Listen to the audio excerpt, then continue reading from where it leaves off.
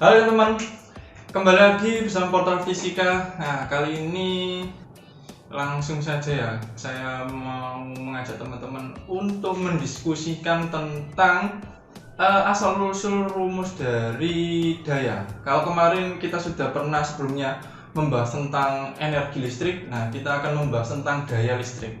Teman, nanti kita coba bongkar dari mana sih rumusnya. Oke, langsung saja teman-teman ya. Kita tahu bahwa daya itu adalah banyaknya, bisa dikatakan sebagai banyaknya energi yang digunakan oleh sebuah komponen listrik setiap waktunya. Mungkin ada yang menyebutkan setiap detiknya juga boleh. Maka bisa dituliskan seperti ini teman-teman. Jadi kalau tadi daya itu sama dengan banyaknya energi. Nah, kemarin kan W ya teman-teman. Jadi yang digunakan setiap detiknya berarti W per T. Nah, kalau kita jabarkan teman-teman, ini anggap saja adalah rumus dasar ya. Jadi ini rumus yang pertama. Kalau kita jabarkan, berarti dapatnya adalah, kita tahu bahwa rumus energi, artinya rumus dasar energi itu adalah V kali I kali T ya. Nah, ini masih per T, kita coret. Nah, makanya sama dengan V I. Nah, ini kita dapatkan rumus yang kedua teman-teman, dari rumus dasar tadi. Makanya selain W per T, rumus daya adalah I kali V. Orangnya menyebutnya V kali I juga boleh, terserah karena itu perkalian. Nah, berikutnya, karena rumusnya tadi yang kita dapatkan adalah V kali I ya teman-teman, tadi rumusnya kan kita dapatkan V kali I, maka kalau kita hubungkan dengan hukum Ohm, masih ingat hukum Ohm? Hukum Ohm mengatakan bahwa banyaknya arus yang mengalir itu adalah sebanding dengan seper R-nya, atau bisa dikatakan kalau di buku-buku biasa menulisnya itu V atau tegangan sama dengan I kali R, ya kan? Nah, kita masukkan ke sini. Kalau kita mencari V berarti kan I kali R ya, kita masukkan. Berarti daya sama dengan I kali R, teman-teman. Nah, I kali I. Makanya ini karena ada I kali I, berarti I kuadrat dikalikan R. Nah, ini rumus yang ketiga berarti ya.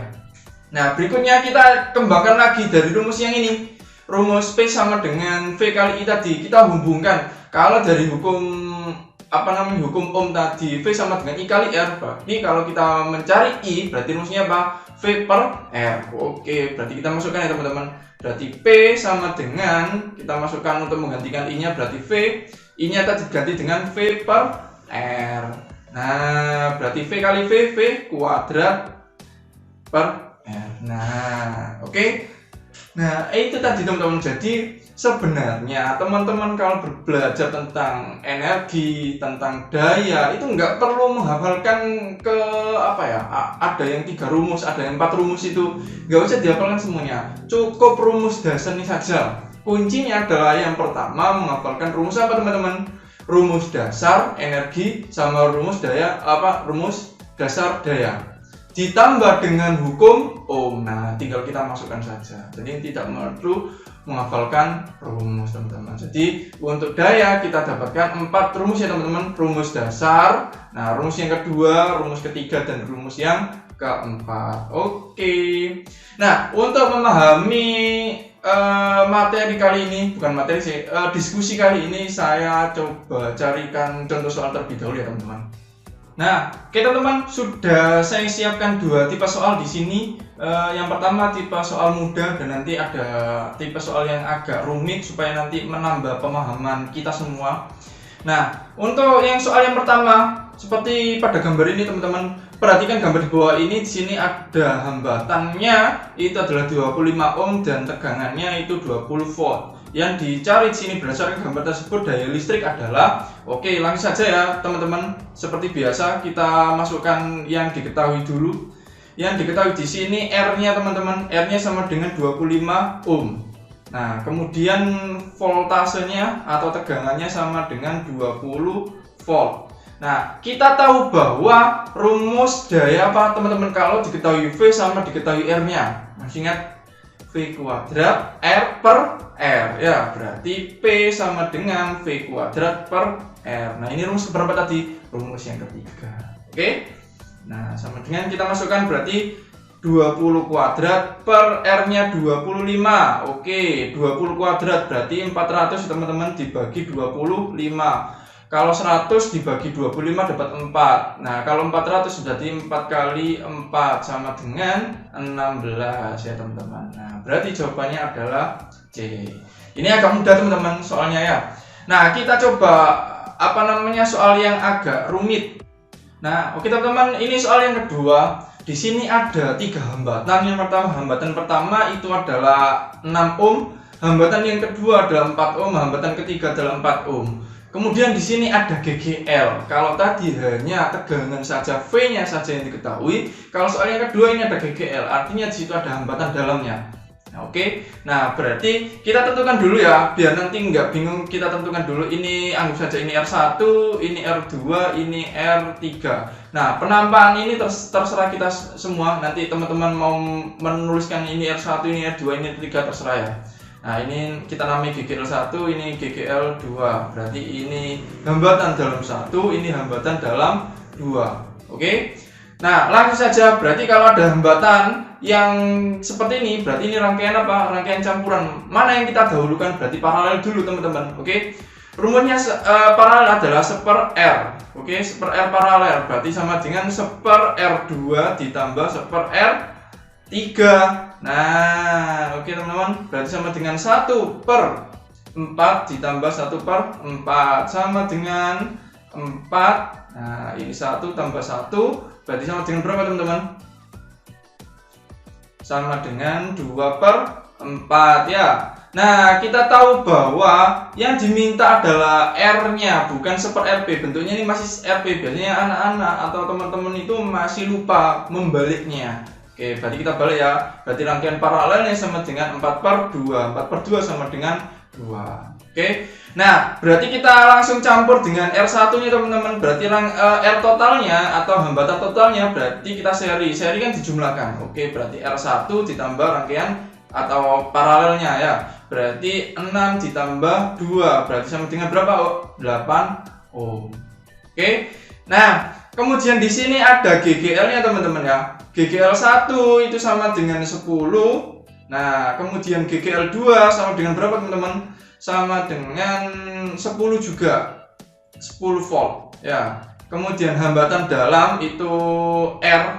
Nah, R1 berarti sama dengan 1 dan hambatan luar hambatan dalam yang kedua maksudnya sama dengan 1 ohm. Ini 1 ohm juga. Oke, langsung kita bahas teman-teman. Yang diminta di sini adalah daya pada hambatan 6 ohm. Berarti apa yang harus kita cari dulu? Yang kita cari adalah arus totalnya dulu.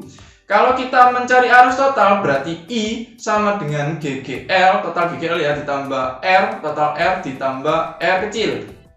Nah, kita lihat GGL-nya. GGL ini kan rangkaian seri ya teman-teman. Berarti tinggal dijumlahkan. Berarti GGL-nya ini totalnya sama dengan 20, artinya GGL1 ditambah GGL2 ya. Per R totalnya tadi berarti 8 ya teman-teman, ditambah 1 ditambah 1, R1 tambah 1 kan seri.